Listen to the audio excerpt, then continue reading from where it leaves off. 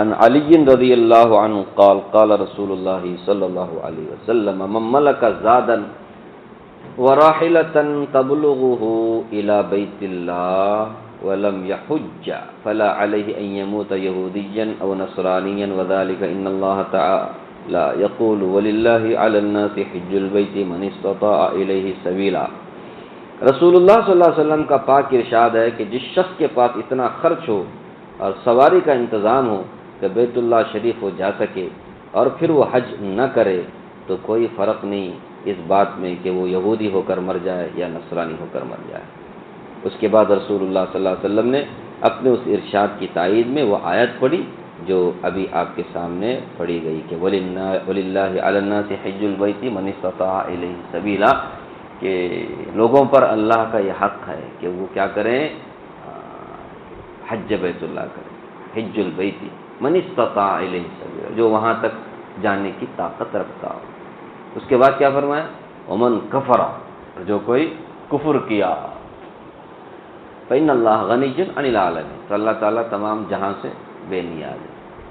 تو حج کی بات کر کے کفر کی بات کی جا رہی ہے، مطلب جو حج کی طاقت رکھنے کے باوجود بھی حج کو نہیں جاتا وہ ایک طرح سے کفر کیا۔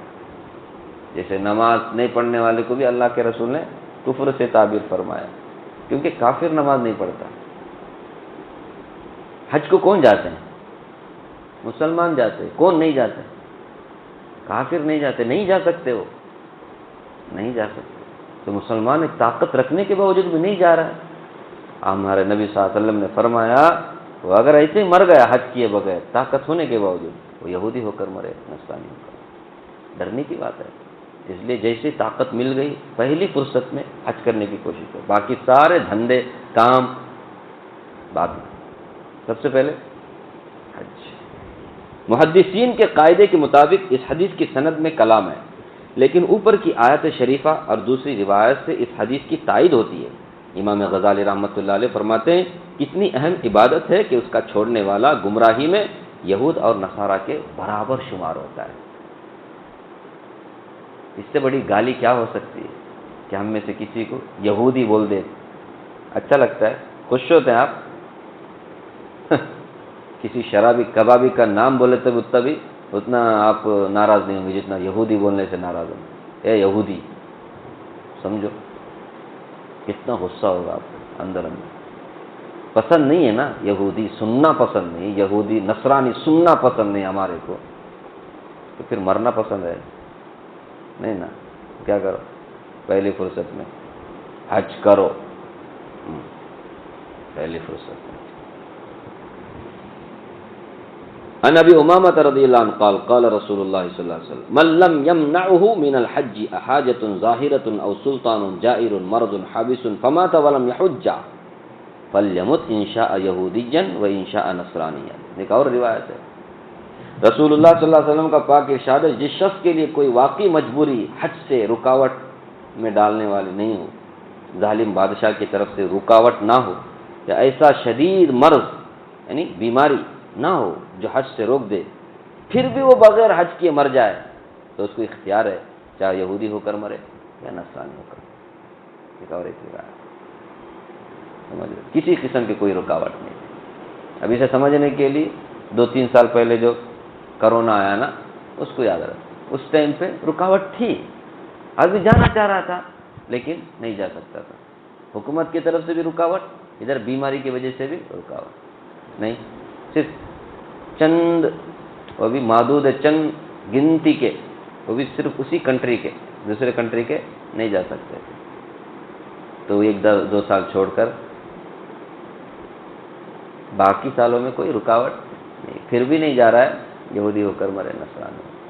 اگر کوئی اس زمانے میں حج کی طاقت رکھتا تھا اور بیچارہ وہ رکاوٹ کی وجہ سے نہیں جا سکا، اس سے پہلے کرونا کی وجہ سے کیا ہو گیا، اللہ کو پیارا ہو گیا، بات بولنے کا، وہ کون ہوا ہے کون نہیں ہوا ہم کو معلوم نہیں، تو اسے کوئی پکڑ نہیں، اس کے اوپر اللہ کی طرف سے انشاءاللہ کوئی پکڑ نہیں، کیونکہ رکاوٹ تھی، بیچارہ نہیں کر سکا، اس کی وجہ سے چلا گیا، لیکن رکاوٹ وغیرہ نہیں ہے، پھر بھی سستی غفلت کی وجہ سے نہیں کر سکا حج، ڈرنا چاہیے، حج کا بدلہ یہ ہے وہ ہے، اس کی یہ فضیلت ہے، وہ تو بات کی بات ہے، کرنے والوں کے لیے ہو، لیکن جن لوگوں کے اوپر حج فرض ہوا ہے تو ان کو پہلی فرصت میں اس حدیث کو سامنے رکھ کے ڈر کر کیا کرنا چاہیے؟ پہلی فرصت میں جانا چاہیے کہ اب ہمیں ایمان والا مرنا ہے بھائی، ہمیں ایمان والا مرنا ہے، ایمان کی حالت میں مرنا ہے۔ اس کے لیے ضروری ہے کہ حج وہ کرے جو بھی طاقت رکھتا ہے۔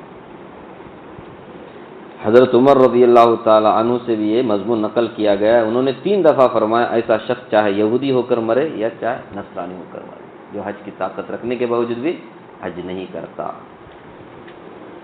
عام طور پہ آج جو عورتیں مرد شادی کرتے ہیں نا، ان لوگوں پر حج فرض ہو جاتا ہے۔ عورتیں اتنا سونا ڈالتے ہیں، اب تو سونے کی قیمت بھی ماشاءاللہ بڑھ گئی نہیں۔ دوسری حدیث میں حضرت عمر رضی اللہ عنہ سے یہ نقل کیا گیا ہے کہ جو شخص حج کی طاقت رکھتا ہو، حج نہ کرے، قسم کھا کر کہہ دو کہ وہ نصرانی مرا ہے یا یہودی مرا ہے، قسم کھا کے بول سکتے ہو۔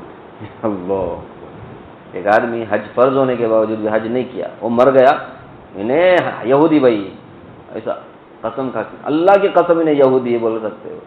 سوچو، ابھی بولو بول کے میں بولو نہیں، ایسی بھی حدیث ہے، قسم کھا کر کہہ دو کہ وہ نصرانی مرا ہے، یہودی مرا ہے۔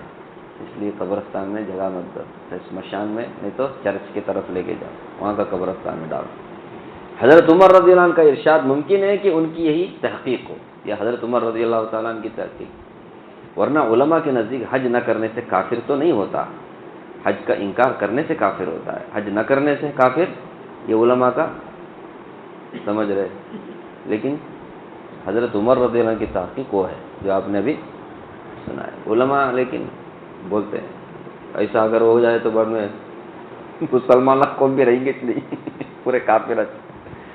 نماز کا بھی ایسا ہی مسئلہ ہے، 90% لوگ نماز نہیں پڑھتے، اب کیا ہے، بھول سے نماز نہیں پڑھتے، جان بوجھ کے نماز نہیں پڑھتے، اب جان بوجھ کے نماز چھوڑا تو اس کے بارے میں نبی نے کیا فرمایا؟ کافر۔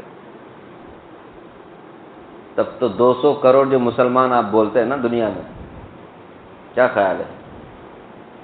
190 کروڑوں کو مسلمان بولنا چاہیے پھر تمہیں، خالی 10 کروڑ مسلمان، یہ بھی میں زیادہ بول رہا ہوں، 10 کروڑ مسلمان آئے تو ان کو بولنا پڑے گا۔ اس لیے علماء احتیاطاً کیا بولتے ہیں کہ انکار کرے تو کافر ہوتا ہے، انکار اگر نہیں کیا، سستی وغیرہ کی وجہ سے نہیں کیا وہ عمل جو فرض ہے، تو اس سے کافر تو نہیں ہوتا، کافروں جیسا عمل کرنے والا ہوتا ہے، کافروں جیسا عمل کرنے والا ہوتا ہے۔